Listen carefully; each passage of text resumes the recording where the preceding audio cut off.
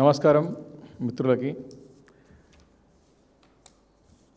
మరి తెలంగాణ రాష్ట్ర ప్రభుత్వం మరి కాంగ్రెస్ ప్రభుత్వం వచ్చి దాదాపు 2.5 సంవత్సరాలు పూర్తి చేసుకుంటూ వచ్చిన తరుణంలో మరి ప్రజాపాలన పేరుతో మరి ప్రభుత్వం మరి ప్రజల వద్దకు వెళ్ళి ప్రజా సమస్యలు తెలుసుకొని మరి పరిష్కరించడానికి ప్రయత్నం చేస్తామని చెప్పి మరి వారు వచ్చిన కొత్తలోనే ప్రజాపాలనలో ప్రజల నుంచి అనేక దరఖాస్తులు తీసుకున్నటువంటి సంగతిని నేను గుర్తు చేసుకుంటూ మరి ఈ సంవత్సరం కూడా ఈ 3వ సంవత్సరంలో అడుగుపెట్టిన సందర్భంలో కూడా మరి 99 రోజుల ప్రజాపాలన ప్రగతి నివేదిక అనేటువంటి ఒక కార్యక్రమంతో ప్రగతి ప్రణాళిక ప్రజాపాలన ప్రగతి ప్రణాళిక పేరుతోని మళ్ళీ 99 రోజుల కార్యక్రమాన్ని ప్రకటించి మరి ప్రజల్లోకి వెళ్ళి మరి మేము రాష్ట్ర ప్రభుత్వం సాధించినటువంటి విజయాలనుకోండి, రాష్ట్ర ప్రభుత్వం చేయాల్సిన కార్యక్రమాలు ప్రజలను కేంద్రంగా పారదర్శకంగా మేము తెలియజేస్తామని చెప్పి మరి దాదాపు 60 రోజులు కావస్తోంది. 99 రోజుల కార్యక్రమంలో ఈ ప్రభుత్వం చేసింది ఏమీ లేదు. పూర్తిగా ఇది ప్రజాపాలన పేరుతో ప్రజలను వంచే కార్యక్రమం తీసుకుందని చెప్పి స్పష్టంగా అర్థమవుతా ఉన్నది. ముఖ్యంగా ఈ యొక్క ప్రభుత్వం మొదటి దఫాలో తీసుకున్నటువంటి ఈ ప్రజల నుంచి దరఖాస్తులని ఏవి కూడా పరిష్కరించకుండా మరి వాటిని గాలికి వదిలేసి మళ్ళీ ఈ యొక్క 99 రోజుల యొక్క ప్రజాపాలన ప్రగతి ప్రణాళికతోని ప్రజలను మోసం చేసే ప్రయత్నం చేస్తూ ఉన్నది. గతంలో ప్రజలు చాలామంది పెన్షన్లు గురించి దరఖాస్తు చేసుకున్నారు, ప్రజలు తమ ఇండ్ల గురించి దరఖాస్తులు చేసుకున్నారు, ప్రజలు తమకు స్థానికంగా ఉన్నటువంటి సమస్యల గురించి కూడా పరిష్కరించుకున్నారు. ఏ సంక్షేమ పథకాలు కొత్త అమలు చేయకపోగా ఆఖరికి ప్రజలు ఎదుర్కొన్న సమస్యలని ప్రజలు ఎదుర్కొంటున్న ఇబ్బందులను కూడా పరిష్కరించే దిశగా ప్రభుత్వం పనిచేయట్లేదు, ముందుకు పోవట్లేదు. ఈ 99 రోజుల ఈ యొక్క కార్యక్రమంలో దాదాపు 60 రోజుల దగ్గరకు వచ్చినారు. పూర్తిగా ఈ 60 రోజులంతా కూడా ఇదంతా విఫలంగానే పోయింది తప్ప దీని నుంచి ఏ ఒక్క వర్గానికి కానివ్వండి, ఏ ఒక్క ప్రాంతానికి కానీ మేలు జరిగినటువంటి సందర్భం కనపడతలేదు. కాబట్టి ప్రజలు ఒక సమస్యలు పరిష్కరించడంలో ప్రజలు గతంలో దరఖాస్తు చేసుకున్నటువంటి ఒక దానిపైన సమీక్షించడంలో ప్రజలకు ఒక అవసరాలను గుర్తించి వారికి అవసరాలు తీర్చడంలో ఈ ప్రభుత్వం ఘోరంగా విఫలమైంది. ఈ 99 రోజుల ఒక ప్రజాపాలన ప్రగతి నివేదిక అనేది కేవలము ఒక ప్రచార ఆర్భటం తప్ప ఏమీ దీని నుంచి ఒరిగింది ఏమీ లేదని చెప్పి స్పష్టంగా అర్థమవుతా ఉన్నది. కాబట్టి ఈ యొక్క 99 రోజుల ప్రజాపాలన ప్రగతి ప్రణాళిక కార్యక్రమానికి నిధులు లేవు, విధులు లేవు. కేవలం ప్రభుత్వంలో మేము ఉన్నామని చెప్పుకోవడానికి, తమ యొక్క ప్రచార ఆర్భాటానికి, తమ యొక్క అంగు ఆర్భాటాన్ని తెలియజేయడానికి ఈ యొక్క కార్యక్రమాన్ని వేదికగా చేస్తున్నాడు తప్ప ప్రజలకు ఒరిగింది ఏమీ లేదని చెప్పి నేను సందర్భంగా తెలియజేస్తా ఉన్నాను. వాస్తవానికి ఈ 99 రోజుల కార్యక్రమం తీసుకున్నారు. ఈ ప్రభుత్వం వచ్చి దాదాపు 900 రోజులు అవుతోంది. ప్రభుత్వంలోకి వచ్చి 99 రోజుల కార్యక్రమం ప్రజాపాలన కార్యక్రమం కాదు, 900 రోజులు అవుతా ఉంది. మీ పనితీరుపై ఒక్కసారి ఎప్పుడైనా సమీక్షించుకున్నారా? ఈ గడిచిన 900 రోజుల్లో మీరు ఏమైనా పని చేసినారా? ప్రజలకు ఏమైనా మేలు జరిగిందా? మీ పనితీరుపై మీరు సమీక్ష చేసుకోవాల్సిన అవసరం ఉందని చెప్పి నేను ఈ సందర్భంగా ప్రభుత్వానికి తెలియజేస్తా ఉన్నాను. సొంతం శాఖ ముఖ్యమంత్రి గారి దగ్గర ఉన్న సొంతం శాఖ పట్టణాభివృద్ధి, municipal administration and urban development. మీ యొక్క శాఖలో మీ దగ్గర ఉన్నది, మీ సొంత శాఖలోనే ఘోరంగా విఫలమవుతూ ఉన్నారు ఈ ప్రభుత్వం, ముఖ్యమంత్రి గారు. ఈరోజు తెలంగాణ రాష్ట్ర వ్యాప్తంగా తాగునీరు లేక, సాగునీరు లేక ప్రజలు రోడ్లపైనకి వచ్చి ఇబ్బంది పడుతున్న పరిస్థితిని మరి గమనిస్తలేరా? ఈ ప్రభుత్వం గమనిస్తలేదు ముఖ్యమంత్రి అని చెప్పి ప్రశ్నిస్తూ ఉన్నా. గుక్కడి నీళ్ళు లేవు, మళ్ళీ పాత రోజులు గుర్తొస్తూ ఉన్నాయి. కేసీఆర్ గారు వచ్చి ప్రతి ఇంటింటికి నల్లా ఇచ్చి నీళ్లు దాగిపిస్తేనే ఓట్లు అడుగుతా అని చెప్పి 2018లో ఘన విజయం సాధించినటువంటి ఒక సందర్భం గుర్తు చేస్తూ ఉన్నాను. కేసీఆర్ గారి హయాంలో ప్రజలు తాగునీటికి ఇబ్బంది లేక చల్లగా ఉండే ఆ రోజు కేసీఆర్ గారు ఒకటే ఒక కల అన్నాడు, ఒకటే ఒక మాట ఇచ్చినాడు, ఈ తెలంగాణ రాష్ట్రంలో ఏ ఒక్క ఆడబిడ్డ కూడా బిందె పెట్టుకొని రోడ్డు మీదకి రావద్దు, ప్రతి ఇంటికే నల్లా ఇస్తే నీళ్ళు ఇస్తానని చెప్పి మాట ఇచ్చి నిలబెట్టుకొని తిరిగి అధికారంలోకి వచ్చిన ఘనత కేసీఆర్ గారు ఆ రోజు. ఈరోజు ఏం చేస్తుంది ప్రభుత్వం, ముఖ్యమంత్రి గారు ఏం చేస్తున్నారు? ప్రతి ప్రాంతంలో ఈరోజు హైదరాబాద్ నగరమే కాదు, వరంగల్ తీసుకో, కరీంనగర్ తీసుకో, ఆదిలాబాద్ తీసుకో, ప్రతి దగ్గర కూడా నీళ్లు లేక బిందెలు పెట్టుకొని మళ్ళీ ఆడపడుచులు రోడ్ల పైనకి వచ్చిన పరిస్థితి ఈ పరిస్థితి తీసుకొచ్చింది ఈ యొక్క ప్రభుత్వం, ఈ యొక్క ముఖ్యమంత్రి రేవంత్ రెడ్డి గారు.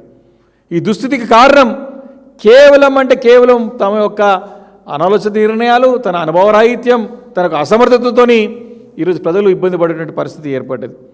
కాబట్టి ఈ రకంగా ఆఖరికి అసలు శుభ్రత లేదు, భద్రత లేదు, రెండు ఆయన శాఖ, హోంశాఖ కూడా వారి దగ్గర ఉంది. ఈరోజు తెలంగాణ రాష్ట్రంలో ఒక భద్రత లేని ఒక రాష్ట్రంగా ఏర్పడ్డది, ఒక శుభ్రత లేని ఒక ప్రాంతంగా ఇది ఒక రాష్ట్రం అంతా కూడా. కాబట్టి ఈ యొక్క కార్యక్రమం తీసుకున్నప్పుడు తగినంతటువంటి నిధులు వెట్టించి ఎక్కడైనా సమస్యలున్నా, ఎక్కడైనా శుభ్రత కావాలన్నా, ఎక్కడైనా మౌలికమైన సదుపాయాలు కావాలన్నా, ప్రజలకు ఏమైనా ఇబ్బందులు కావాలన్నా అక్కడికక్కడ పరిష్కరించేటువంటి ఒక కార్యక్రమం గతంలో ఉండే మేము చేసినప్పుడు. పట్టణ ప్రగతి అని ఎంత బ్రహ్మాండంగా చేసినాం. పట్టణ ప్రగతి ప్రోగ్రాం చేస్తే సపరేట్ కొన్ని నిధులు వెచ్చించి స్థానికంగా ఉన్నట్టు అందరి ప్రజలను మమేకం చేసి, ప్రజలు భాగస్వాములను చేసి ఒక పెద్ద ఎత్తున ఒక డ్రైవ్ చేపట్టి గ్రామాలను కానివ్వండి, పట్టణాలను కానివ్వండి, నగరాలను కానీ శుభ్రపరిచి ప్రజలకు ఏమైనా సమస్యలు వస్తే అక్కడిక్కడ పరిష్కరించి ప్రజలు మనల్ని పొందినటువంటి ప్రభుత్వం మా ప్రభుత్వం గతంలో కేసీఆర్ గారి నాయకత్వంలో. ఈరోజు ఏం చేస్తుంది ఈ ప్రభుత్వం? కేవలం ఒక ప్రకటనలకే, ఒక ప్రచార ఆర్భటనకే పరిమితం అయిపోయి ప్రజల యొక్క సమస్యలు కానీ, ప్రజలకు నిధులు వెచ్చించి తమకు కావాల్సినటువంటి వసతుల గురించి ఆలోచన చేసేటువంటి ఒక ప్రభుత్వము ఈ ప్రభుత్వం అని చెప్పి స్పష్టంగా మనవి చేస్తాను. ఈరోజు విద్యాశాఖ కూడా ముఖ్యమంత్రి గారి దగ్గరనే ఉన్నది.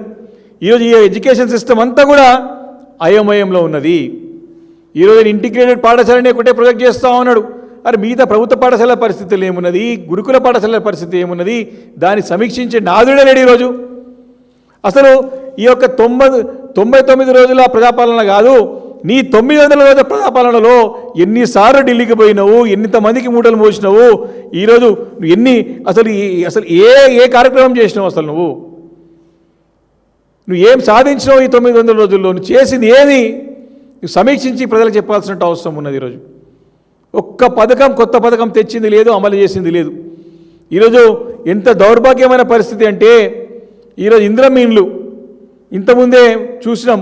రెవెన్యూ శాఖ మంత్రి గారు తమ ఒక ప్రాంతంలో ఒక మహిళని అడుగుతూ ఉన్నాడు, ఇల్లు వచ్చిందా అమ్మ అంటే ఇందిరమ్మ నాకు మీ పుణ్యాన వచ్చిందని చెప్తే వారి పిల్లల గురించి అడిగితే వాళ్ళ పిల్లలంతా ప్రభుత్వ ఉద్యోగులు, వ్యాపారవేత్తలు, మంచిగా వారు స్థిరపడి ఆర్థికంగా స్థిరపడ్డ వారికే ఇందిరమ్మ ఇండ్లు వచ్చినటువంటి పరిస్థితి కనపడతా ఉన్నది ఈరోజు ఈ రాష్ట్రంలో దుస్థితి. కాబట్టి ఈ యొక్క ప్రభుత్వం అన్ని విధాలా విఫలమైందని చెప్పి స్పష్టంగా మరి తెలుస్తూ ఉన్నది. ఈరోజు హోంశాఖ కూడా వారి దగ్గరనే ఉన్నది. ఈరోజు భద్రత కరువైంది, ఇంతకుముందు చెప్పినట్టుగా రోడ్లు నెత్తిరోడుతూ ఉన్నాయి. ఈరోజు 3 హత్యలు 6 అత్యాచారాలకు అత్యాచారాలు స్పష్టంగా కనపడతా ఉన్నది. కాబట్టి ఏదైనా సరే ఈ రాష్ట్రంలో ఎవరికైనా భద్రత ఉందంటే ఎవరికి లేదు. కేవలం ముఖ్యమంత్రి ఒక్కటే తన సీటును భద్రపరచుకోవడానికి ప్రయత్నం చేస్తున్నాడు తప్ప తన సీటు భద్రపరచుకోవడంలో ఉన్నటువంటి ఒక ధ్యాస ప్రజలకు భద్రత కల్పించడంలో కూడా ముఖ్యమంత్రి గారి ప్రభుత్వం ఘోరంగా విఫలమైందని చెప్పి మనవి చేస్తూ ఉన్నాను.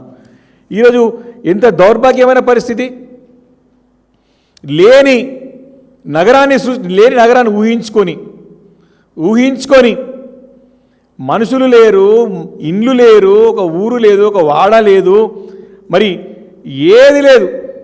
ఓ ఫోర్త్ సిటీ అని చెప్పేసి దానిపైన ప్రచారం చేసుకోవడానికి ప్రయత్నం చేస్తూ ఉన్నాడు. తన ప్రయారిటీ ప్రోగ్రామ్ ఏది చెప్తా ఉంటాడు. ఎప్పుడు చూసినా పెట్టుబడులు వస్తాయి, పెట్టుబడులు తీసుకొస్తా, లక్షల కోట్లు 1000 కోట్లు తీసుకొస్తారంటే నీ భాషకి పెట్టుబడులు ఎలా వస్తాయని చెప్పేసి నేను ప్రశ్నిస్తా ఉన్నాను ముఖ్యమంత్రి గారు. ఈరోజు ఇల్లు లేని కాడికి, మనుషులు లేని కాడికి, ఊరు లేదు, ఒక పేరు లేదు, అక్కడికి బుల్లెట్ ట్రైన్ తీసుకుపోతా అంటాడు, మెట్రో ట్రైన్ తీసుకుపోతా అంటాడు, హెలికాప్టర్లు పోతాయి అంటాడు, దాన్ని అంతర్జాతీయ నగరం చేస్తూ అంటాడు. ఉన్న నగరాన్నేమో మూలకపడేస్తారు, ఉన్న నగరాన్ని విస్మరిస్తారు, ఉన్న నగరాన్ని పాదనగరం అంటాడు. ఎవరు లేని కాడ, ఒక మనిషి లేని కాడ, ఒక ఊరు లేని కాడ, ఒక పేరు లేని కాడ, ఒక వాడ లేని కాడ అన్నీ తీసుకుపోతాడు. ఉన్న కాడనేమో ఏమి లేవు కానీ ఏం లేని కాడికి అన్నీ తీసుకుపోతా అని చెప్పి ప్రగల్భాలు పలుకుతూ ఉన్నారు ముఖ్యమంత్రి రేవంత్ రెడ్డి గారు. కాబట్టి ఈ యొక్క ప్రజాపాలన అనే ఒక కార్యక్రమం 99 రోజుల ప్రోగ్రాం ఉన్నదో ఘోరంగా విఫలమైన కార్యక్రమం ఇది. ఇది ప్రజాపాలన కాదు, ప్రజలను వంచే కార్యక్రమం ఇది. ప్రజాపాలన కాదు, ఇది ప్రజా వంచక పాలన అని చెప్పి స్పష్టంగా తెలియజేస్తా ఉన్నాను. ఈరోజు మీరు అసలు ఎంత ఘోరమైన పరిస్థితి ఉంది తెలంగాణ రాష్ట్రంలో.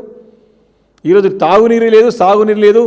ఈ యొక్క విద్యుత్లో సంబంధించిన సరఫరాలో ఘోరంగా విఫలమైంది. ట్రాన్స్ఫార్మర్లు పేలిపోతానే ఎక్కడికక్కడ. చాలామంది విద్యుత్ ఎలక్ట్రిసిటీ సప్లై లేక ఇబ్బంది పడుతూ ఉన్నారు. ఇంత ఘోరమైన పరిస్థితుల్లో ఈరోజు నియోజకవర్గ స్థాయిలో మరి ఈరోజు కార్యక్రమాలు ఏర్పాటు చేసి ఏం చేస్తారో ఇప్పటివరకు ఏం చేసిరో చెప్పేది లేదు, ఏం చేయబోతారో చెప్పేది లేదు.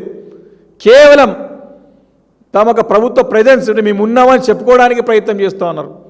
ఇచ్చే కళ్యాణ లక్ష్మి చెక్కులు ఏవో చిన్న చెక్కులు తీసుకొచ్చి దూల కిలోమీటర్కి తీసుకొచ్చి పెట్టి కార్యక్రమాలను చెప్పి చేసి చేతులు దులుపుకునే ప్రయత్నం చేస్తూ ఉన్నారు. ఈరోజు ఒకటి ప్రశ్నిస్తూ ఉన్నా. ఈ ప్రభుత్వం పథకాల గురించి మాట్లాడుతూ ఉన్నది.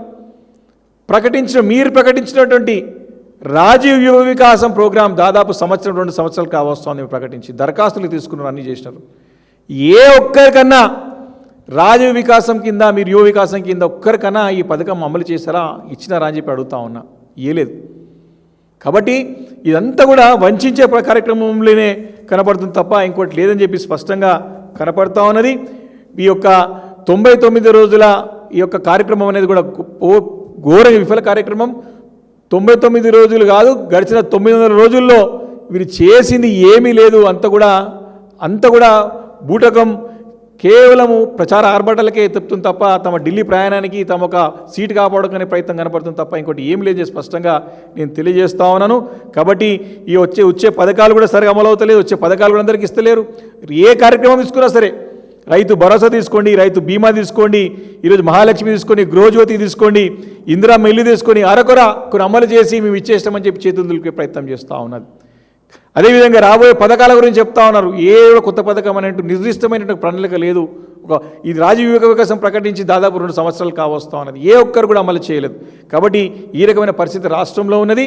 కాబట్టి ప్రజలు వంచే ప్రయత్నం చేస్తుంది తప్ప ప్రజలకు మేలు చేసే ప్రయత్నం చేయట్లేదని చెప్పి కూడా నేను సందర్భంగా మనవి చేసుకుంటూ, మరి రెండో అంశం కూడా చిన్నది.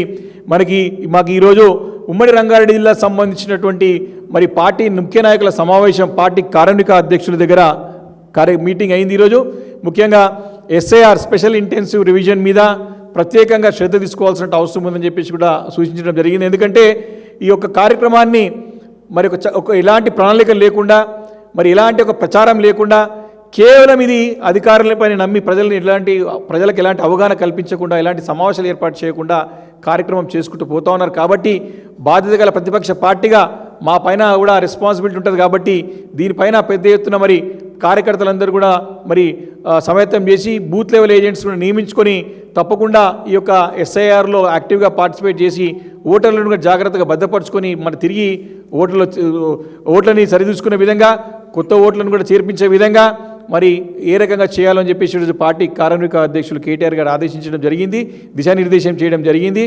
మరి ఎస్ఐఆర్తో పాటు మరి రాబోయే రోజుల్లో త్వరలోనే పార్టీ మెంబర్షిప్ ప్రోగ్రామ్ కూడా ఉన్నది. దానిపైన ఎలా ముందుకు వెళ్ళాలో కూడా చెప్పడం జరిగింది. అదేవిధంగా ఈ యొక్క మెంబర్షిప్ తర్వాత కమిటీస్ కూడా పెద్ద ఎత్తున వేసుకొని మరి కమిటీస్ ద్వారా ప్రజలకు వెళ్ళి మరి ఈ యొక్క 13 డిక్లరేషన్ల పైన కూడా పొలిటికల్గా ఏ రకంగా వెళ్ళాలి, రాజకీయంగా ఏ రకంగా ప్రజలకు అవగాహన కల్పించాలి, ఏ రకంగా చైతన్యం చేయాలని చెప్పి దానిపైన కూడా సుదీర్ఘంగా చర్చ జరిగింది. తప్పకుండా రాబోయే రోజుల్లో ఎన్ని కార్యక్రమాలు ముందు తీసుకెళ్ళడం కూడా ఎలా తీసుకెళ్ళాలని చెప్పి కూడా ఒక నిర్ణయానికి వచ్చినాం. కాబట్టి ఉమ్మడి రంగారెడ్డి జిల్లాకు సంబంధించిన సమావేశంలో అన్నీ చేసి మరి యొక్క రాబోయే రోజుల్లో ఈ యొక్క డిక్లరేషన్స్ పైన కూడా ఎట్లా వెళ్ళాలి, ప్రజలకు ఏ రకంగా మరి చైతన్యపరచాలా, ఏ రకంగా కాంగ్రెస్ పార్టీ మోసం చేస్తుంది, ఏ రకంగా చేయబోతోందని చెప్పి కూడా మరి ప్రజలకు తెలియాల్సిన బాధ్యత తీసుకొని ముందుకు వెళ్తున్నామని చెప్పి సందర్భంగా మనం చేస్తా ఉన్నాం.